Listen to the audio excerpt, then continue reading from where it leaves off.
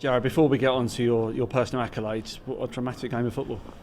Yeah, I probably knew it was going to be that way. Coming off the back of last weekend, we knew today was a chance to put it right. We're up against a really top side, but we hung in there in the end. We knew we was going to have to suffer without the ball. It's difficult to get after Liverpool with the quality that they got and the intensity that they play at. So yeah, we knew it was going to be difficult, but we always knew that if we stayed in the game, we'd have a chance, and we did, and then nearly win it at the end as well.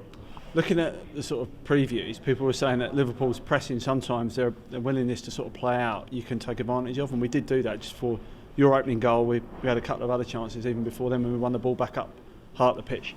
Yeah, I think there's different moments you've got to go and get the ball. You can't do it, constantly. You have to pick your moments, and like you said, we had a couple, and I think we had one where it came to me and my shot was deflected and he saved it, and then from that corner we scored. So there has to be times where we get after the ball. You can't do it all the time. You're playing against a real high quality opposition, and there's time where we have to defend deep, and then on the counter attack the way we can be so devastating, get those first couple passes away, and then we can be away. So there's different ways that you can't just go, we're going to play this way against Liverpool. You have to play different ways against this opposition because they cause so many problems. Special moment and a fantastic header. Yeah, had a couple just before where the keeper saved, and the one with Lucas just got my bearings wrong a little bit, and then probably the hardest one. So yeah, just got in and around the box. Mo put a brilliant ball in. I thought the keeper was going to save it. When I was watching it and he got a hand to it, I thought he was tipping it wide, but thankfully it went in the back of the net. That's 20 goals for the season. I know it's been talked about a lot, but it's 19 years since someone did it for West Ham. It just shows how hard it is.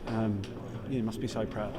Yeah, I'm probably more disappointed I've missed the last couple of weeks where I've had chances to score even more, but to be back out there today, I loved it, loved every minute of it, being back out there, and scoring is a great return. 200 games as well. Yeah, I think 60 yeah. goals for the club. I mean, You also got an assist today. I mean, you must feel that you're playing the best football of your career here. Yeah, and like I said, I've missed out on injury for a couple of weeks. I know I have to have a big end to the season with obviously what's happening in the summer. So all I can do is try and play my A game every week, and I wanted to do that today, and then I'll want to do it at Chelsea, Luton, and then finishing with Man City. So 3 really big games for us that we can kind of control our season, control our own destiny, and the standards here we have to win all those games to qualify for Europe.